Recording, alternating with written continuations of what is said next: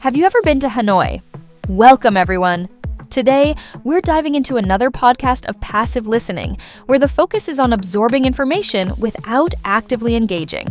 Now, we're going to take you on a virtual trip to Hanoi, Vietnam, with 3 friends who'll be discussing their experiences there. And what makes it even better is that each of our speakers has a different accent: American, British, and Australian, just like in an IELTS listening test. Pay close attention to the different accents. See if you can identify which speaker has the American, British, and Australian accents. Comment below if you can recognize all the 3 accents from this podcast. Ready? Let's enjoy the conversation.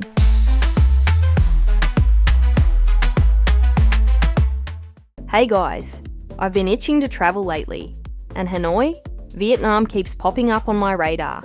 I've heard so much about the food, the culture, the people, everything really. Since you two have been there, what's the food scene really like? Everyone says it's a foodie's paradise. Oh, absolutely. Hanoi's food is just incredible, and it's a huge part of the city's identity. The variety and freshness of the street food are what stand out the most. You've got pho, which is probably the most famous dish.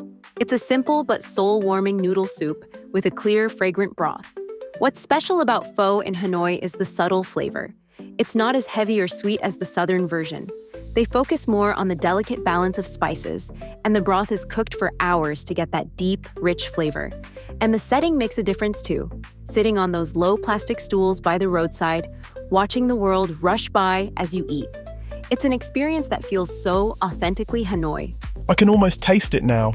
But for me, bun cho is the real star. It's grilled pork served with a dipping sauce that's sweet, sour and savory all at once, with rice noodles and a mountain of fresh herbs. You know, there's something almost ritualistic about how you eat it, mixing everything together, wrapping the herbs around the pork, and then dipping it into the sauce. I remember going to this local spot where the smoke from the grills filled the entire street. The locals were just sitting there, enjoying their meal, and you could tell this is something they've been doing for generations. The place was so packed that I had to wait for nearly half an hour, but it was totally worth it. That combination of charred meat, herbs, and dipping sauce is perfection. That sounds like a feast. But what if you're just looking for something quick and easy? In that case, you can't go wrong with banh mi. It's a fusion of French and Vietnamese flavors in a crispy baguette. The bread is key. It's lighter than traditional French bread and perfectly crisp. Inside, you usually have layers of pâté, cold cuts, pickled carrots, cucumber, cilantro, and a bit of chili for a kick. The best thing is that every vendor does it a bit differently. Some places are famous for their homemade pâté, while others might have a special sauce they add. And you can grab one pretty much anywhere, perfect if you're on the go. I'd grab one in the morning before heading out to explore, and it'd keep me going for hours. And let's not forget about Hanoi's snacks and desserts. Have you tried nem ran, Pauline? It's these crispy fried spring rolls filled with minced pork, mushrooms, and vermicelli. They're crunchy on the outside and bursting with flavor on the inside. Locals usually dip them in nuoc cham, which is a sweet and tangy fish sauce.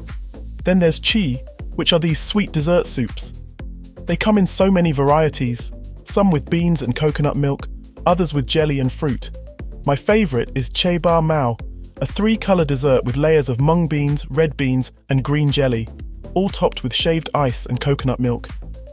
It's so refreshing after walking around in the heat all day. I'm starting to see why people rave about Hanoi's food. But there's got to be more to the city than just what you eat, right? What are the must-visit places? Oh, for sure. Hanoi is packed with history and beautiful places to explore. The Old Quarter is where I'd suggest starting. It's like the heart of the city, and each street has its own character. There's a whole street just for selling silk, another for herbal medicine, and yet another for metal crafts. The mix of old French colonial buildings with traditional Vietnamese architecture is striking.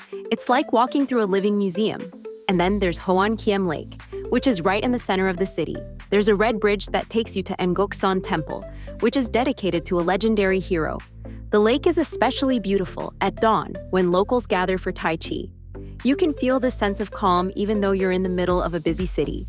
I love the Old Quarter, but for a different vibe, you should check out Tay Ho or West Lake. It's much more laid back and has this almost resort-like feel. The area is surrounded by temples, chic cafes, and fancy restaurants. You can rent a bike and ride around the lake.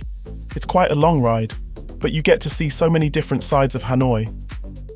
The Tran Quoc Pagoda, which is the oldest Buddhist temple in the city, is also near West Lake. The pagoda is so picturesque, especially during sunset. The colours reflect on the water, and you get this stunning view of the skyline. And if you're interested in Vietnamese history, you can visit the Ho Chi Minh Mausoleum. It's a bit solemn, but it's a significant site. The whole complex includes the Presidential Palace, Ho Chi Minh's Stilt House, and the One-Pillar Pagoda. Wow, it seems like Hanoi has something for everyone. What about the people? I've heard that interactions with locals can be really memorable. Absolutely. The people in Hanoi are generally friendly and curious, even if they're a bit reserved at first. I noticed that many locals take pride in their city and are more than willing to share stories or give you tips if you're respectful and show interest in their culture. Even if you don't speak much Vietnamese, a smile and a few basic phrases like xin chào means hello or cam on means thank you go a long way. One thing that really stood out to me was the sense of community. In the mornings, you see groups of elderly people exercising together in the parks, while in the evenings, families gather around the lakes for a stroll. It's like everyone's a part of this shared rhythm of life, and they invite you to be a part of it too, even if just for a short while. What I found fascinating is how strong the traditional values are in Hanoi, even as the city modernizes. Respect for elders and family ties are deeply ingrained in daily life. I remember one time when I was staying with a local family, and they invited me to join them for dinner. It was a simple home-cooked meal, but the hospitality was incredible. They treated me like I was part of the family, and I got to learn about their traditions directly from them. They were also very proud to share stories about the city's history, especially the struggles and resilience during wartime. The contrast between the fast-paced city life and the traditional values is what makes Hanoi such a special place. That sounds like such a genuine way to connect with the culture. Speaking of traditions, I've always wanted to know what Tet, the Lunar New Year, is like in Hanoi. I've heard it's the biggest celebration of the year. Tet is huge in Vietnam, and experiencing it in Hanoi is really something special. It's the most important holiday of the year, kind of like a mix between Christmas, New Year's, and Thanksgiving all rolled into one. Leading up to Tet, the whole city gets into this festive mood. You see families out shopping for decorations, especially kumquat trees and peach blossoms, which symbolize good luck and prosperity. The markets are overflowing with traditional foods, and everyone's busy preparing for family reunions. It's a time for people to honor their ancestors, so they clean their homes, cook special dishes, and place offerings at family altars. During the actual holiday, things quiet down quite a bit as people spend time with their families. The streets are lined with red lanterns, and there's this warmth and sense of renewal in the air. I was lucky enough to experience Tet in Hanoi once, and it's something I'll never forget. The days leading up to it are so lively with flower markets and parades. But what really struck me was the sense of tradition and how everyone, no matter how busy, takes the time to pay respects to their ancestors.